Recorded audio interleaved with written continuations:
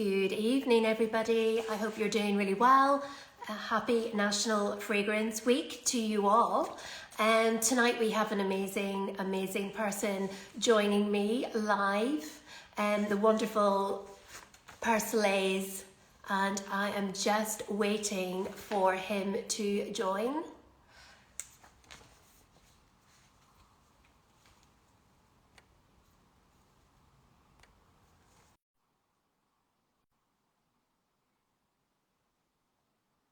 Hi, everybody. You're welcome. Hello. Hello. Hi. Hi. Hi, Tom. Can you hear me? Yes. Can you hear me? I can. Good evening and happy National Fragrance Week. Yes. Happy National Fragrance Week. Happy spring. Thank goodness spring is here. How are you?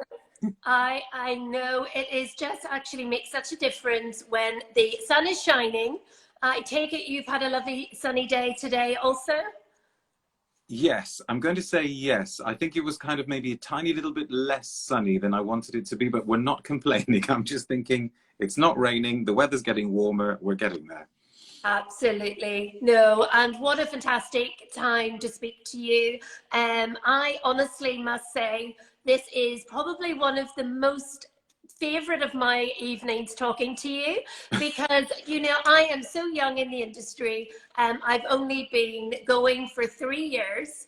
I'm a baby in the industry, and I've just great admiration for you. So thank you so much for giving me your time and coming on to our Stories hosts. And really, you know, Stories is all about storytelling, Dariush, and I really just want to hear your story. I'm fascinated, and I know our followers are fascinated to hear a little bit more about you. So do you want me to introduce you? I have taken a little bit of a bio from, or else shall I do the first bit?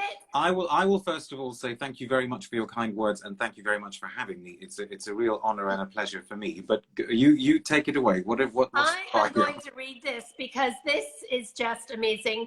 So, Dariush is a Jasmine Award winning critic, an amateur perfumer. Is it an amateur, or are you a little bit more experienced? This was taken out of... No, definitely amateur. I mean, you know, I've never sold any of my creations or anything, so absolutely amateur perfumer. Yeah, so who has a blog which is Persolaise.com, is considered to be one of the most important sources of independent fragrance reviews in the world, and I must agree with that. He is a regular contributor to Base Notes. He writes a column for Esprit magazine, and his work has been recommended by the Financial Times. Am I right so far? Yes. Well, Esprit magazine sadly no longer exists, but yes. True. It's an old one. Born in London to a Polish mother and Iranian father, he was raised by both his parents' countries as well as in the United Arab Emirates. He currently lives in the south of England. I'm not going to go on. You're going to tell me a little bit more about that. But you also write children's stories as well as a literary I have done, fiction. yes, yeah. Amazing. And some which have been broadcast on the BBC Radio 4. You have an extremely dedicated following on your YouTube channel and your Facebook, me being one, and you are renowned for your honest reviews, which I suppose really helps people trust everything that you say. I hope so. Yes. No, absolutely. So I hope I've done you some justice. So why don't you tell us a little bit about yourself in your own words? Oh gosh, thank you very much for that. That's yeah, it's always interesting listening to things being, you know, sort of listening to people talking about you when you're right there. But thank you. What can I tell you? I suppose for the purposes of this talk, we should say that the Persolaise blog started just over 12 years ago. It celebrated its 12th anniversary a couple of weeks ago. Congratulations. Thank you very much. And it's all just been really great fun, you know, and so much of what has happened has been unplanned and unexpected over the last 12 years. You know, you said something there about how I've got this very, very dedicated following on social media and on the blog. And I consider myself to be really, really lucky, fortunate. a lot of people may not be aware that, because this only just happened recently, but on Sunday over on my YouTube channel, I did something I'd never done before to mark the first, to mark the beginning of spring, to mark National Fragrance Week and Fragrance Day. I had like the sort of YouTube equivalent of a radio phone-in, except Wow. it wasn't just audio. It was actually people from all around the world that I would kind of let into the virtual studio at different points. And we had 2 people join us from the USA. We had somebody join us from Greece, from Poland, from Germany, I think. And for one thing, it was amazing for me to be able to hear the voices and see the faces of these people that have been able to see my face and hear my voice for all these years. But they were just fantastic. They came on and they said all of these incredible things about the perfumes that they were recommending, and they were so knowledgeable and erudite and gracious. And I just thought, I'm just so lucky to have this following of really, really dedicated perfume enthusiasts. So Yeah. yeah, How amazing. But that must have been really exciting, because you're always talking to the camera and there's nobody responding. But for the first time ever, people have been able to actually respond to you. So yeah. in a sense, probably at the beginning it was, oh my goodness, what have I let myself into? But actually, just to have that community and hear people's feedback is just incredible. Well, yeah, so congratulations, 12 years, that is incredible. But I need to ask you, where does your love of perfume and fragrance come from? Okay. Some of this answer will sound a little bit like a cliche, but in my case, it does happen to be absolutely true. When I was really young, so, well before the age of 10, my family and I moved to the Middle East. We moved to the United Arab Emirates at a time when, they really were not this kind of glitzy, bling, global destination that they are now. And my mum got herself a job working as a sales assistant at what was, I'm pretty sure that it was at that point the only independent European style or Western style perfumery. It doesn't exist, although it was there for many, many years. A lot of people who have been in Dubai for a while may even remember its name. It was called Abaya. It was called Abaya Perfumery. Okay. And she would come home from work and she would talk about work, and I would find myself being quite fascinated, really fascinated by what she had to say. And she would bring home tester bottles that were nearly empty, and she would bring home samples. This was at a time when samples were very rarely just little vials. They were actual minis, that they were miniature Yeah. versions of the full bottles. Yeah. And so, as I said, I found myself being quite interested, but also, I guess, growing up in the Middle East, you are really totally surrounded by perfume. You're constantly aware of different smells. You would go to the shopping centers and the shopping malls, and wave upon wave of different fragrances would hit you. You would go past all of the shops that would sell the Arabian incense, the bahur, the oud that would be burning. And something clicked, something in me obviously thought, this is fascinating, who knows why. I suppose I'd also always been quite a foodie little boy. Yeah. And always interested in recipes and looking through recipe books and thinking, oh, how do you make this? How do you make that? And then the interest just grew. And as a teenager, amongst all of my friends, I was known as the guy that you would go to ask for, tips on what the new perfume releases were.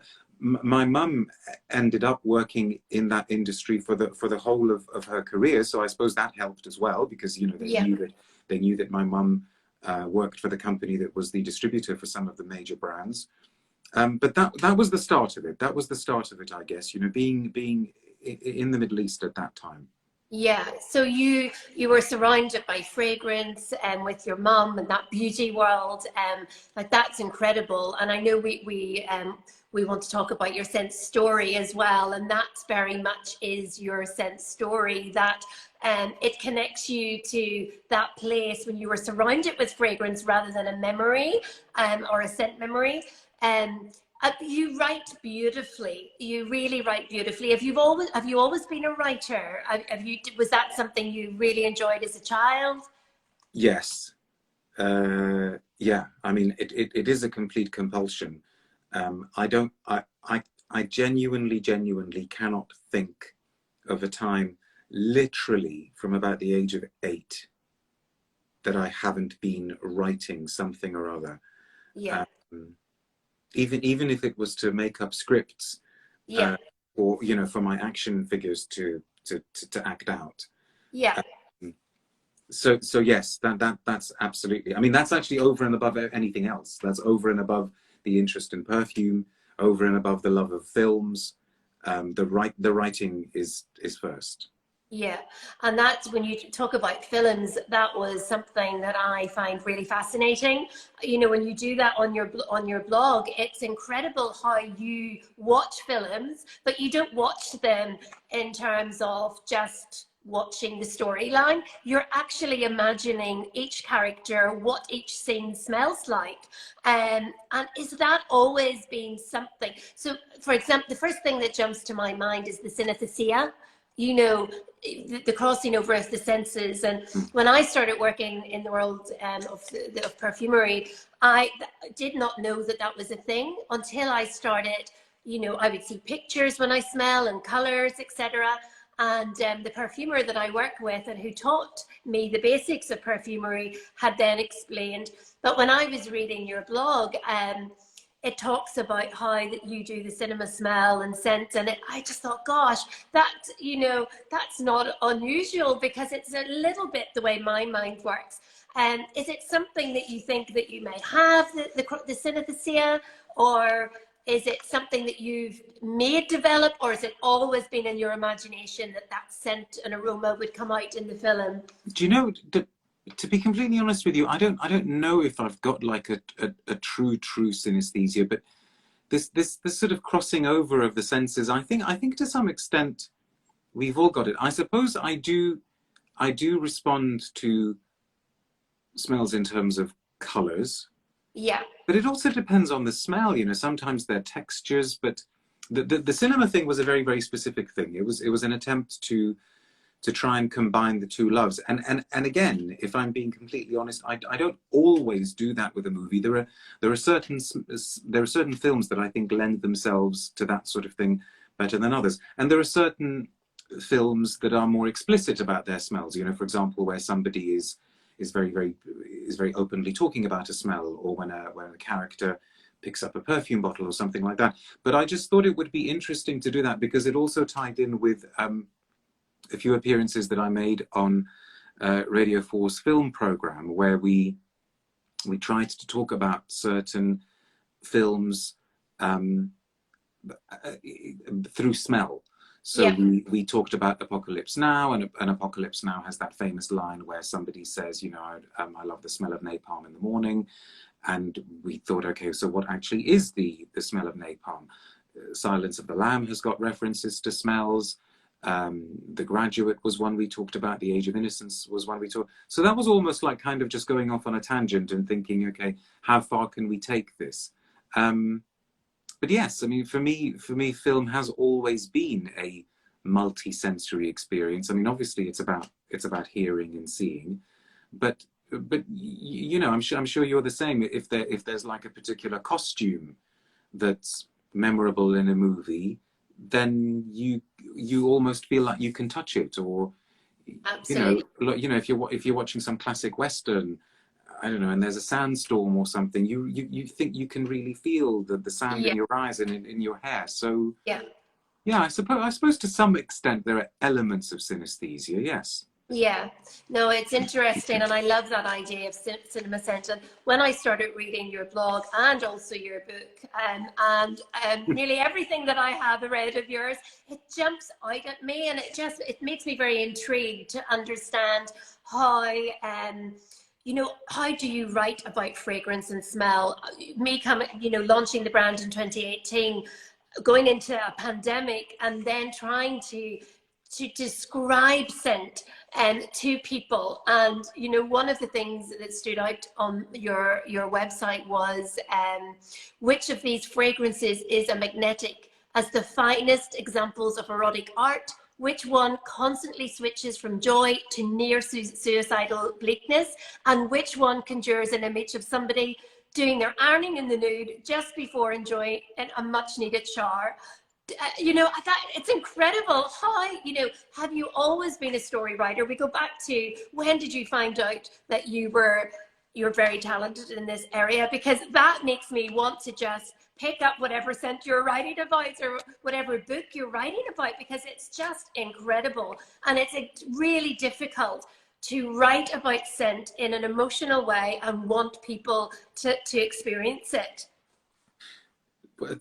Seriously, thank you. well, if I'm not careful, I'm not going to be able to leave this room in a few minutes because my head will be too big for the doorway. But thank you very much. You know what? To kind of bring things crashing down, it's very, very gratifying what you're saying. It's very gratifying what a lot of people say. You know, a lot of people who leave comments on my blog. But there are also plenty of people for whom my style of writing, you know, doesn't work, you know, because everything is as much about the receiver and the reader as it is about the person who's producing the content. It's interesting you're reading that, because out of those 3 descriptions, I think I can now actually only remember one of the perfumes that I was referring to there. So that's interesting. What I try to do is 2 things really. One is that I try to put things in context.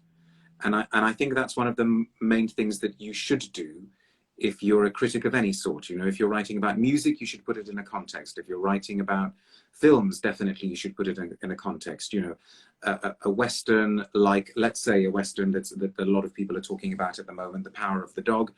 The fact that that movie came out in 2021 is important, in the same way that if you were to look at a Western, classic Western that came out in the 50s or the 60s, the context would be important. So I try to place perfumes in a kind of timeline, you know, to put them in a historical framework. Yeah. And the other thing that I try to do is to make connections, but by that I mean not historical connections, but connections with other things that people might be able to relate to. So like I said, maybe a color, maybe an experience, maybe the work of another artist, maybe the work of a musician. And sometimes that will resonate with people, sometimes it won't. So for instance, one thing that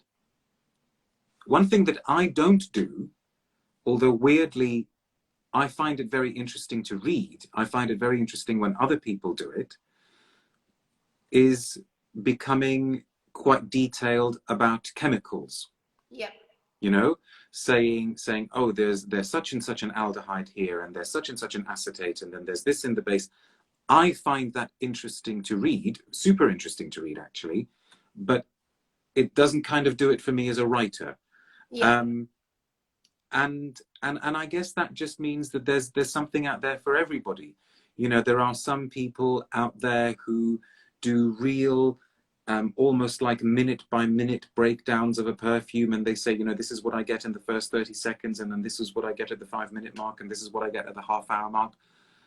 That I'm not particularly interested in. I think I'm more interested in conveying an overall impression, which is why I suppose my reviews tend to be shorter than a lot of them out there. You know, if I'm writing a review and it's got to about 3 or 4 paragraphs, that's when I'm thinking, okay, am I taking up too much of the reader's time?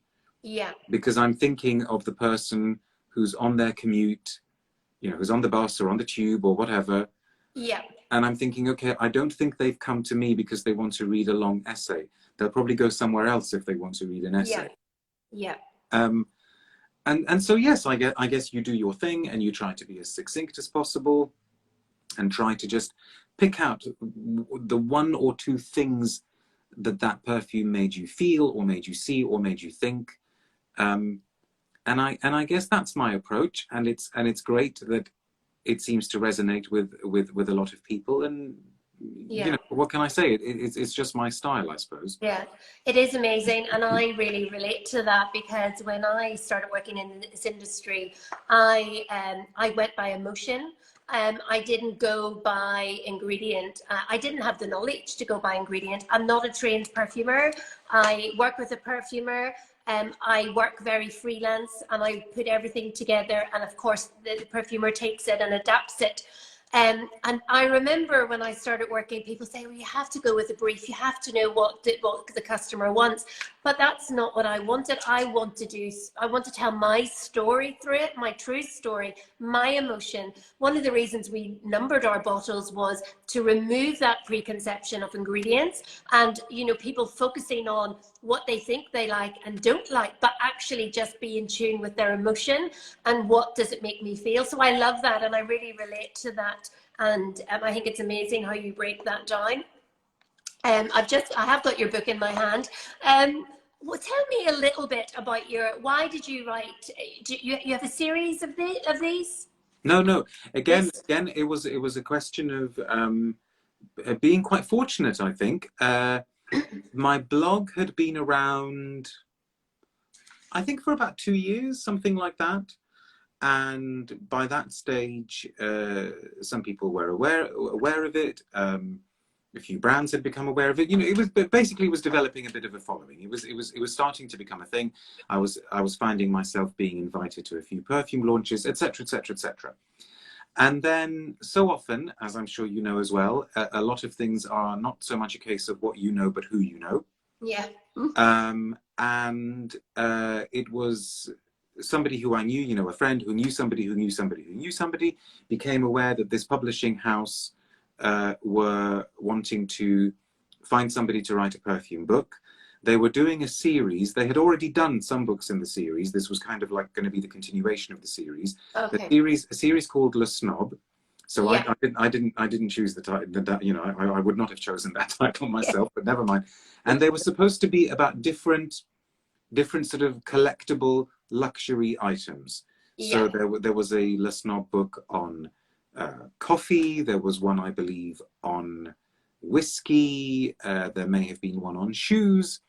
Champagne, cigars. Yes, Isn't that yeah, right? exactly. The champagne, cigars, and yes. shoes. I think there may even have been one on like sort of like men's tailoring. Okay. And they asked me if I would be interested in writing the perfume book. And so at that point, absolutely, I immediately said yes, because I was still, you know, Persolaise was still a relatively young thing. And, you know, if somebody says to you, do you want to write a book? Then I think you immediately say, yes, absolutely. And that was, that again, took things to a different level. Because even though we are living in this, you know, supposedly digital age, and look, you know, we're doing this on Instagram and social media is very important and all the rest of it, there is still something about being able to say that you're the writer of a book. Yeah. And I think that also opened a few more doors and got a few more brands to sit up and think, okay, so, you know, he's not just yet another one of these bloggers that keeps contacting us for information. And that was very, very helpful. I mean, the book has been long out of print because it was a limited run. Yeah. I gather it did well. I didn't get any royalties from it because that wasn't part of the deal. It was just like a sort of, you know, like a kind of flat fee, I guess. And so because I didn't get royalties, I also didn't get insights into how many copies were sold, how many copies were printed. But I do believe that it completely sold out. And I got in touch with the publishers once and I said, look, you know, I think it did well. Would you be interested in doing a follow-up? But you know, they sort of moved on. I think that was their approach. They sort of thought, okay, been there, done that. We're going to move on to different things. Yeah. So yes, it was a good thing that happened at the right time. Yeah, and definitely, you know, something I think you should think of doing. I know this breaks down language of scent and fragrance and some fabulous quotes in there. But you know, I always think for you to write a book about how you know, adapt to fragrance and stuff would be amazing. So you'll have to do another one. You're an amazing writer. So we'll be waiting on the sidelines for another. Thank you. So really, obviously, we talked about it at the beginning about stories, and Parfum's been a complete place of storytelling. We love to hear people's stories. So we would have to ask you to share with us your scent story, or a scent memory that you may have. Now, yeah, you see, you very, very kindly you told me that you would be asking me about this, and since we had our kind of like pre-talk, Yeah. I've really been thinking about this, and weirdly, bizarrely, I haven't found it that easy. But I did come up with impressions, I suppose. I've got quite a few memories. So as you said at the very beginning, I was born in the UK. I was born in London, but but I don't have any memories of that time because I was still really quite young when we moved to Iran. Actually, quite adventurously for that time, my parents drove all the way from the UK to Iran. Wow. Not non-stop. They did sort of stop, Yeah. obviously stopped, but they also had like extended stops. But essentially, they just they got a trailer and they loaded it up and they drove. And we, for all of the time that we were there in Iran, for the I think 5 years that we were there, we lived on the south coast of Iran. And I do have, there was one particular memory that stood out, and I thought that might be an interesting one to share because it's quite a specific one, and I think people will only be able to relate to it if they come from that part of Iran. It is food related, but there is a particular, I suppose you'd call it like a condiment or a sauce or something like that, that's very, very, very specific to the south of Iran, and it's called, the kind of slang way of saying it is mahve, but I think the proper sort of word is mohyove. Okay. And essentially, it is like an anchovy sauce, but it's got the most insane amount of spices in it, but also it's fermented.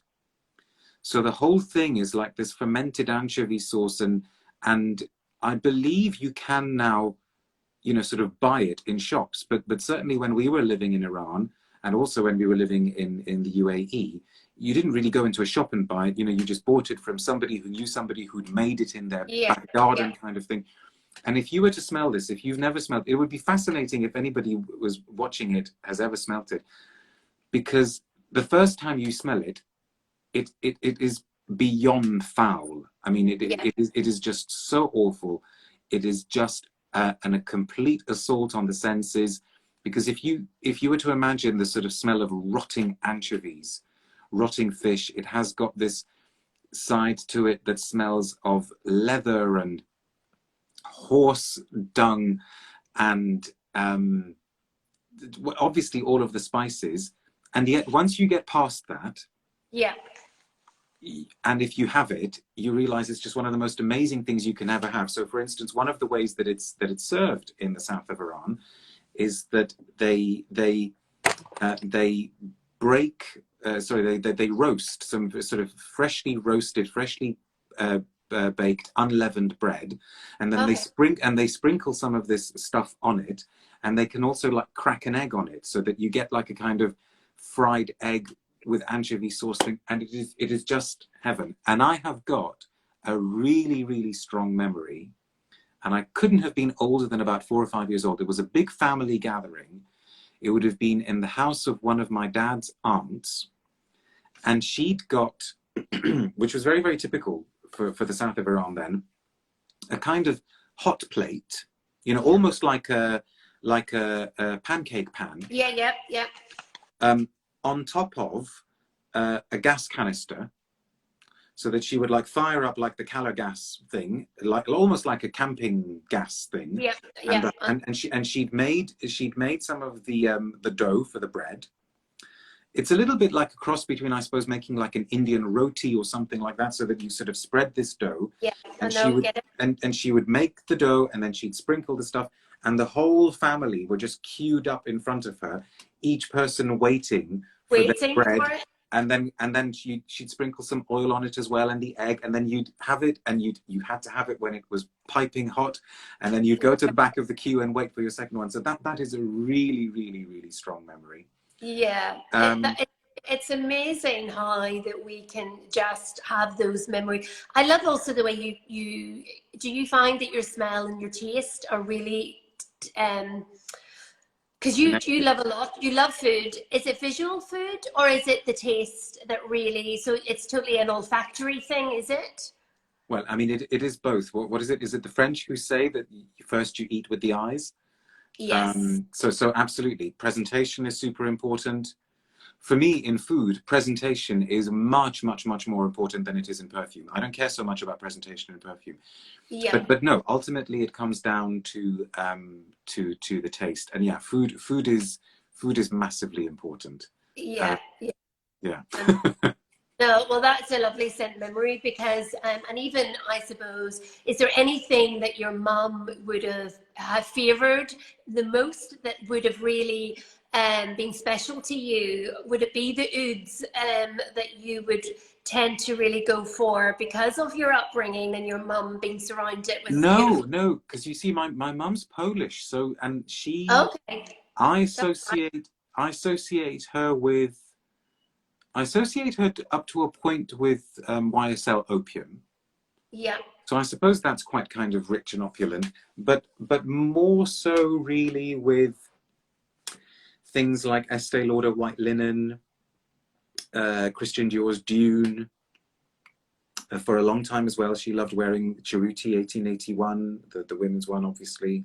yeah, Aromatics Elixir from Clinique. That sort of thing. She yeah, does love those very typically heavy Arabian resinous yeah, oils, but she doesn't wear them. I think she likes smelling them rather than yeah. wearing them. Yeah, yeah, amazing. Oh, you just would love to hear all about those days when fragrance wasn't a thing and you were surrounded it, you know, in a place where, because isn't it right? They wear up to about 7 fragrances in the Middle East at a time. Is that right? In what sense? What do you mean? I haven't heard that Well, statistic different before. perfumes that they layer, perfumes. Oh, I Um, see. So Yeah, yes, probably. Yeah, I I mean, imagine, I've never been, but I imagine that it's very, very strong scents that they love, and just growing up in that environment must have been amazing. So yes. I have to ask Go on. you, sorry, no, go ahead No, no, no, before no, I, no. Go on, go on, go on, go on, go on. no, finish what you were going to say, and No, then no. I'll I was just going to agree with you. I was just going to agree with yeah, you. Carry on. yeah. So I need to know, what are you wearing today? I'm not allowed to tell you what I was wearing today because it's under embargo. Oh gosh, of all the but nights that but I ask, and but you but can't share. but I will tell you what I wore yesterday, which Okay, might do like that. Do that.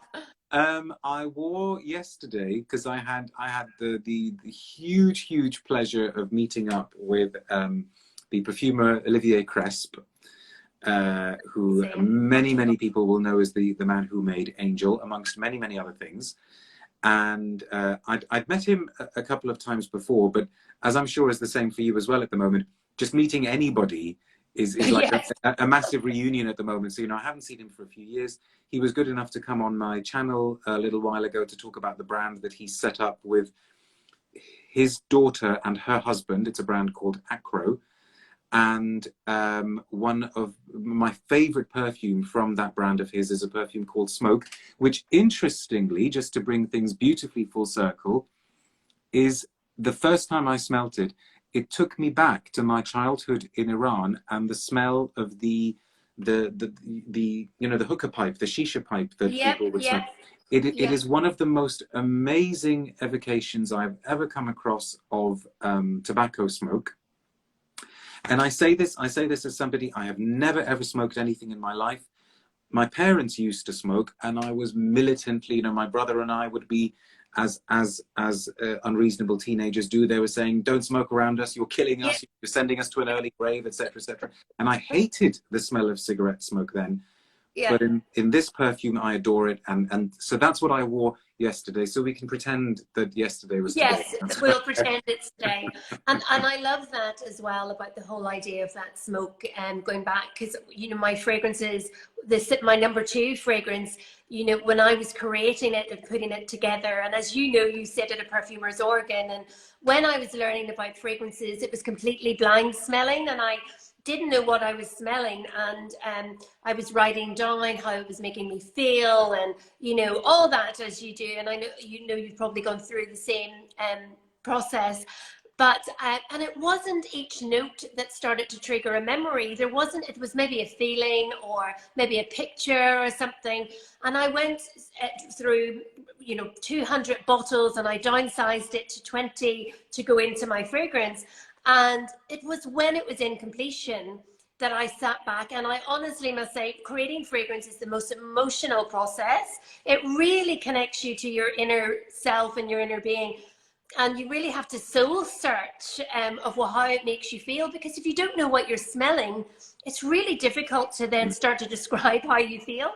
But when I had created number 2 in its completion, I sat back and I honestly had tears streaming, because it automatically took me back to my grandfather's garden. And he used to smoke a pipe, and not the cigarette smoke, but that different smell of the tobacco.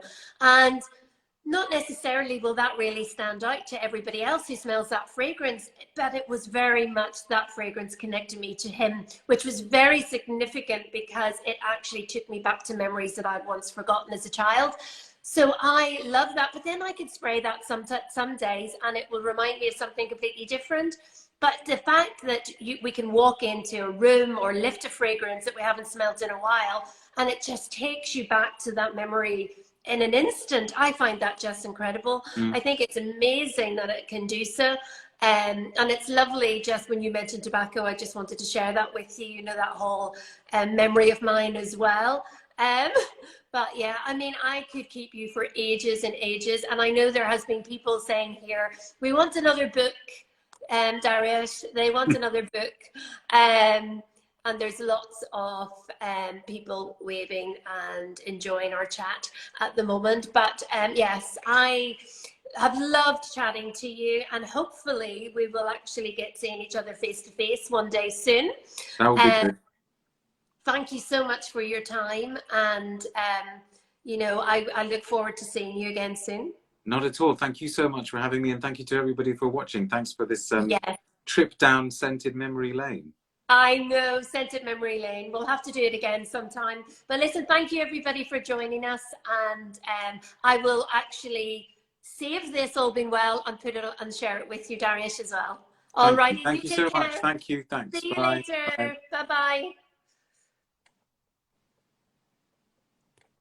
And if I can get us to stop, that will be good. All right, bye now.